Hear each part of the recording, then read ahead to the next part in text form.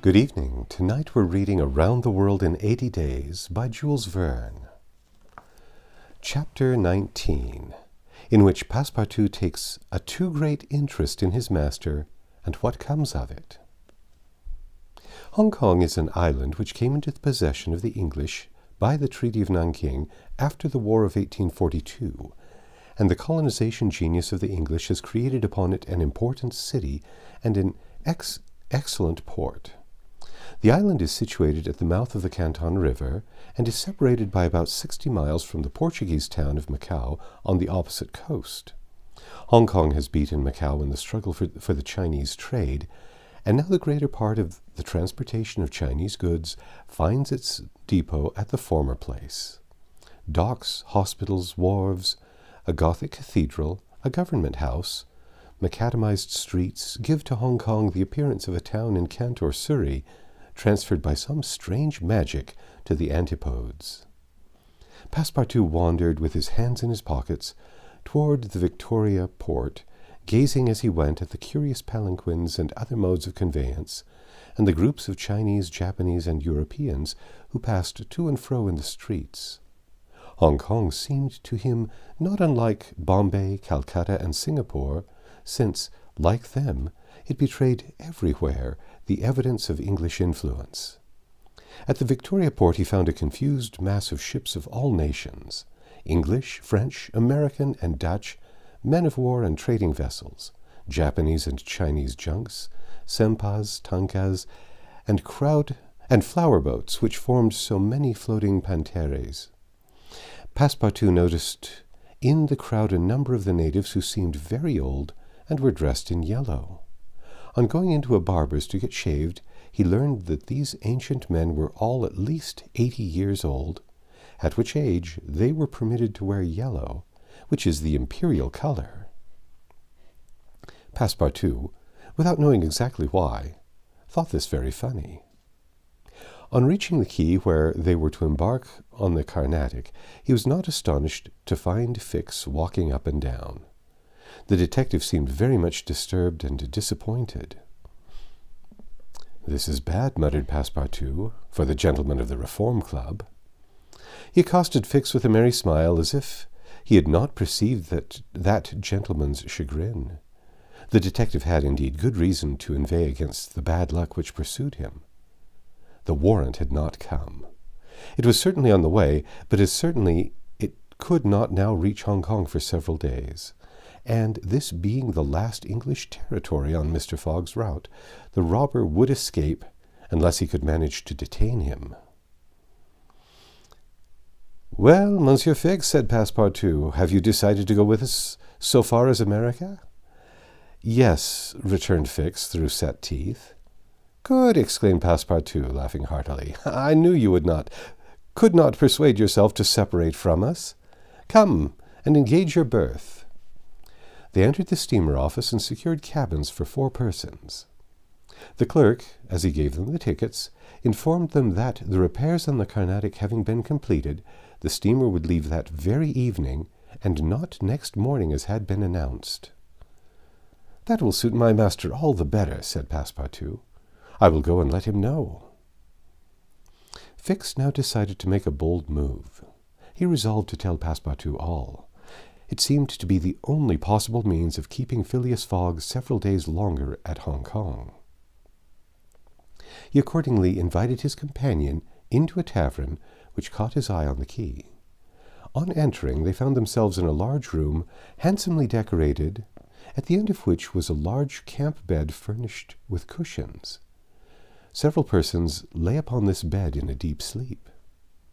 At the small tables which were arranged about the room, some 30 customers were drinking English beer, porter, gin, and brandy, smoking, the while, long red clay pipes stuffed with little balls of opium mingled with the essence of rose. From time to time, one of the smokers, overcome with the narcotic, would slip under the table, whereupon the waiters, taking him by the head and feet, carried and laid him upon the bed. The bed already supported 20 of these stupefied sots. Fix and Passepartout saw that they were in a smoking-house haunted by those wretched, cadaverous, idiotic creatures to whom the English merchants sell every year the miserable drug called opium, to the amount of £1,400,000, thousands devoted to one of the most despicable vices which afflict humanity. The Chinese government has in vain attempted to deal with the evil by stringent laws. It passed gradually from the rich, to whom it was at first exclusively reserved, to the lower classes, and then its ravages could not be arrested. Opium is smoked everywhere, at all times, by men and women in the Celestial Empire, and, once accustomed to it, the victims cannot dispense with it, except by suffering horrible body contortions and agonies. A great smoker can smoke as many as 8 pipes a day, but he dies in 5 years. It was one of these dens that Fix and Passepartout, in search of a friendly glass, found themselves. Passepartout had no money, but willingly accepted Fix's invitation in the hope of returning the obligation at some future time. They ordered 2 bottles of port, to which the Frenchman did ample justice, while Fix observed him with close attention. They chatted about the journey, and Passepartout was especially merry at the idea that Fix was going to continue it with them. When the bottles were empty, however, he rose to go and tell his master of the change in the time of the sailing of the Carnatic. Fix caught him by the arm and said, "Wait a moment." "What for, Mr. Fix?" "I want to have a serious talk with you." "A serious talk?" cried Passepartout, drinking up the little wine that was left in the bottom of his glass. "Well, we'll talk about it tomorrow. I haven't time now." "Stay. What I have to say concerns your master." Passepartout at this looked attentively at his companion. Fix's face seemed to have a singular expression. He resumed his seat. "What is it that you have to say?" Fix placed his hand upon Passepartout's arm, and lowering his voice said, "You have guessed who I am." "Parbleu," said Passepartout, smiling. "Then I'm going to tell you everything." "Now that I know everything, my friend, that is very good. But go on, go on. First, though, let me tell you that those gentlemen have put themselves into a useless expense." "Useless," said Fix. "You speak confidently. It's clear that you don't know how large the sum is." "Of course I do," returned Passepartout. £20,000. "50,000, answered Fix, pressing his companion's hand. "What?" cried the Frenchman. "Has Monsieur Fogg dared? £50,000? Well, there's all the more reason for not losing an instant," he continued, getting up hastily. Fix pushed Passepartout back in his chair and resumed. £55,000, and if I succeed, I get £2,000. If you'll help me, I'll let you have 500 of them." "Help you?" cried Passepartout, whose eyes were standing wide open. "Yes, help me keep Mr. Fogg here 2 or 3 days. "Why, what are you saying? Those gentlemen are not satisfied with following my master and suspecting his honor, but they must try to put obstacles in his way? I blush for them." "What do you mean?" "I mean that it is a piece of shameful trickery. They might as well waylay Mr. Fogg and put his money in their pockets." "That's just what we count on doing." "It is a conspiracy, then," cried Passepartout, who became more and more excited as the liquor mounted in his head, for he drank without perceiving it. "A real conspiracy, and gentlemen too. Bah!" Fix began to puzzle. "Members of the Reform Club," continued Passepartout, "you must know, Monsieur Fix, that my master is an honest man, and that when he makes a wager he tries to win it fairly." "But who do you think I am?" asked Fix, looking at him intently. "Parbleu, an agent of the members of the Reform Club, sent here to intercept my master's journey. But though I found you out some time ago, I've taken good care to say nothing about it to Mr. Fogg." "He knows nothing, then?" "Nothing," replied Passepartout, again emptying his glass. The detective passed his hand across his forehead, hesitating before he spoke again. What should he do? Passepartout's mistake seemed sincere, but it made his design more difficult. It was evident that the servant was not the master's accomplice, as Fix had been inclined to suspect. "Well," said the detective to himself, "as he is not an accomplice, he will help me."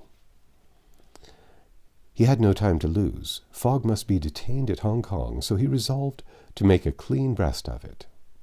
"Listen to me," said Fix abruptly. "I am not, as you think, an agent of the members of the Reform Club." "Ah," retorted Passepartout with an air of raillery. "I am a police detective, sent out here by the London office." "You, a detective?" "I will prove it. Here is my commission." Passepartout was speechless with astonishment when Fix displayed this document, the genuineness of which could not be doubted. "Mr. Fogg's wager," resumed Fix, "is only a pretext, of which you and the gentlemen of the Reform Club are dupes. He had a motive for securing your innocent complicity." "But why?" "Listen. On the 28th of last September, a robbery of £55,000 was committed at the Bank of England by a person whose description was fortunately secured. Here is his description. It answers exactly to that of Mr. Phileas Fogg." "What nonsense!" cried Passepartout, striking the table with his fist. "My master is the most honourable of men." "How can you tell? You know scarcely anything about him. You went into his service the day he came away, and he came away on a foolish pretext, without trunks, and carrying a large amount in banknotes. And yet you are bold enough to assert that he is an honest man?" "Yes, yes," repeated the poor fellow mechanically. "Would you like to be arrested as his accomplice?" Passepartout, overcome by what he had heard, held his head between his hands and did not dare to look at the detective. Phileas Fogg, the saviour of Aouda, that brave and generous man, a robber? And yet how many presumptions there were against him! Passepartout essayed to reject the suspicions which forced themselves upon his mind. He did not wish to believe that his master was guilty. "Well, then, what do you want of me?" said he at last with an effort. "See here," replied Fix. "I have tracked Mr. Fogg to this place, but as yet I have failed to receive the warrant of arrest for which I sent to London. You must help me to keep him here in Hong Kong." "I will share with you the £2,000 reward offered by the Bank of England." "Never," replied Passepartout, who tried to rise but fell back, exhausted in mind and body. "Mr. Fix," he stammered, even should what you say be true, if my master is really the robber you are seeking for, which I deny, I am in his service. I have seen his generosity and goodness, and I will never betray him, not for all the gold in the world. I come from a village where they don't eat that kind of bread." "You refuse?" "I refuse."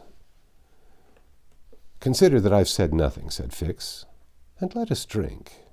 "Yes, let us drink." Passepartout felt himself yielding more and more to the effects of the liquor. Fix, seeing that he must, at all hazards, be separated from his master, wished to entirely overcome him. Some pipes full of opium lay upon the table. Fix slipped one into Passepartout's hand. He took it, put it between his lips, lit it, drew several puffs, and his head, becoming heavy under the influence of the narcotic, fell upon the table. "At last," said Fix, seeing Passepartout unconscious. "Mr. Fogg will not be informed of the Carnatic's departure, and if he is, he will have to go without his cursed Frenchman." And after paying his bill, Fix left the tavern. That's the end of chapter 19. Come back tomorrow and we'll read chapter 20.